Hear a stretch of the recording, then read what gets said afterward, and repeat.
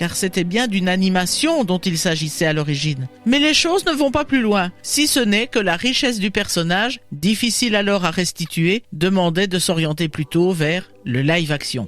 Oui, on se rend compte qu'effectivement, les choses prendront du temps. Quelle sera la prochaine étape d'ailleurs ? En 2005, Don Hahn rencontre Tim Burton pour discuter de la production de Frankenweenie. C'est à cette occasion qu'il suggère l'histoire de Maléfique en lui montrant un croquis qu'il a réalisé. La réponse de Tim Burton fut d'afficher le dessin sur son mur. Mais quelque temps plus tard, alors qu'il vient de collaborer avec la scénariste Linda Woolverton sur Alice au Pays des Merveilles, il se lance dans le projet. Pendant une petite année, Burton, Woolverton, Don Hahn et le producteur Richard Zanuck vont ébaucher le film. Bon, si je me souviens bien, nous savons donc qu'il ne s'agira pas d'une animation. Ce ne sera pas non plus Tim Burton qui réalisera le film. Nous sommes alors en 2009 et l'équipe formée par Hahn, Woolverton et Burton se met au travail.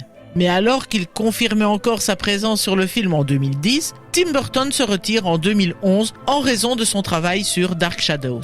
Toutefois, malgré les nombreuses modifications de scénario, l'essence même de l'histoire esquissée par Burton restera présente. On peut supposer que cela tient au choix, pour continuer le projet, de Robert Stromberg, qui était le chef décorateur responsable des effets spéciaux sur Alice au Pays des Merveilles de Tim Burton.